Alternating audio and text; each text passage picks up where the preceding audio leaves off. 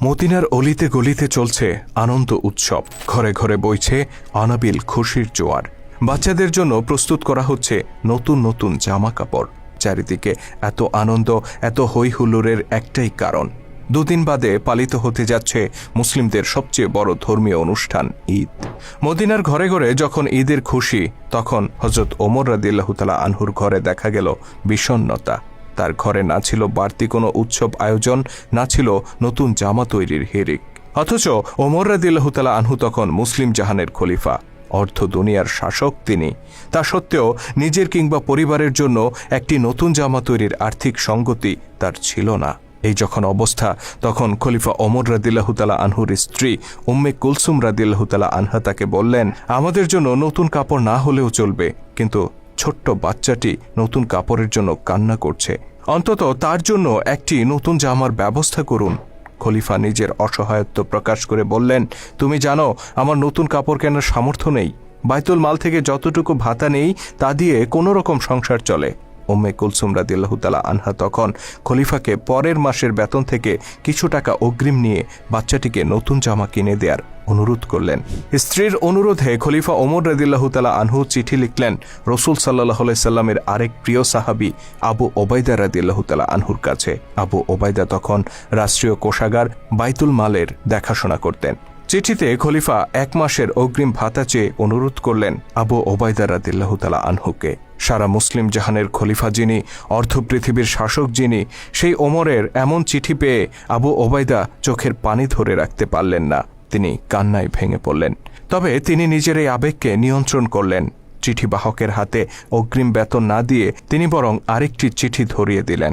সেই চিঠি যখন হাতে পৌঁছল, খলিফা ওমর রাদিয়াল্লাহু তাআলা আনহু তা পড়তে শুরু করলেন। আমিরুল মোমিনিন, অগ্রিম বেতন বরাদ্দের জন্য 2টি বিষয়ে আপনাকে ফয়সালা দিতে হবে। প্রথমত, আগামী মাস পর্যন্ত আপনি বেঁচে থাকবেন কিনা। দ্বিতীয়ত, বেঁচে থাকলেও আপনি খলিফার দায়িত্বে বহাল থাকবেন কিনা। হযরত আবু ওবায়দা রাদিয়াল্লাহু তাআলা আনহুর এই চিঠি পাঠ করে হযরত ওমর রাদিয়াল্লাহু তাআলা আনহু অঝরে কাঁদতে শুরু করলেন।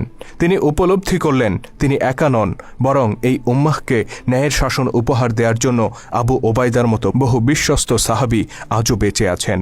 ইনি সেই আবু ওবায়দা যার সম্পর্কে স্বয়ং আল্লাহর নবী বলেছিলেন, প্রত্যেক জাতির একজন বিশ্বস্ত অভিভাবক আছেন, আমার উম্মতের বিশ্বস্ত অভিভাবক হচ্ছে আবু ওবায়দা ইবনুল জাররাহ। চিঠি পড়ে খলিফা ওমর রাদিয়াল্লাহু তাআলা আনহু 2 হাত তুলে আবু ওবায়দার জন্য দোয়া করে বললেন, ইয়া আল্লাহ, আবু ওবায়দার উপর রহম করুন, তার হায়াত দীর্ঘায়িত করুন।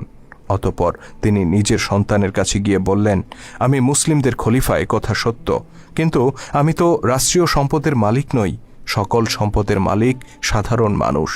শিশুটি পিতার আর্থিক অসচ্ছলতাকে মেনে নিল আর নতুন জামা পাওয়ার ইচ্ছা পরিহার করল।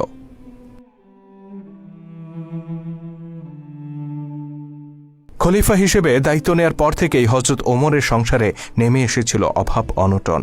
পরিবার পরিজন নিয়ে খেয়ে পরে বেঁচে থাকার জন্য নিতান্ত যতটুকু প্রয়োজন ছিল, রাষ্ট্রীয় কোষাগার থেকে ঠিক ততটুকুই ভাতা গ্রহণ করতেন তিনি। সামান্য আরামায়েশ কিংবা সন্তানদের শখ আহ্লাদ পূরণ করার জন্য বাড়তি কোনো সুযোগ সুবিধা তিনি গ্রহণ করতেন না। একবার হযরত আলী রাদিয়াল্লাহু তাআলা আনহু, ওসমান রাদিয়াল্লাহু তাআলা আনহু ও তালহা রাদিয়াল্লাহু তাআলা আনহু পরামর্শ করলেন যে খলিফার এই মাসোহারা যথেষ্ট নয়, তাকে বাইতুল মাল থেকে আরও কিছু অর্থ বাড়িয়ে দেওয়া উচিত। কিন্তু এই প্রস্তাব খলিফা ওমরের কাছে কে পেশ করবে?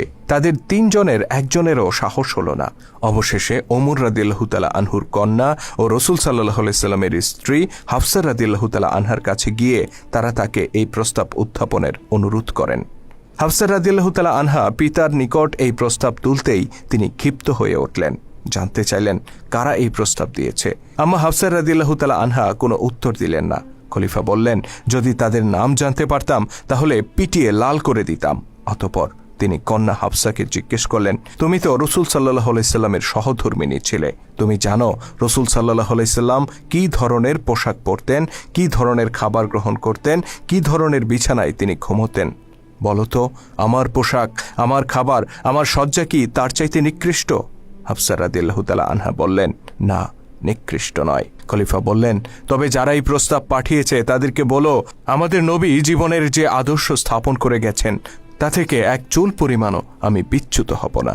এই ছিল একজন সত্যিকার মুসলিম শাসকের আদর্শ।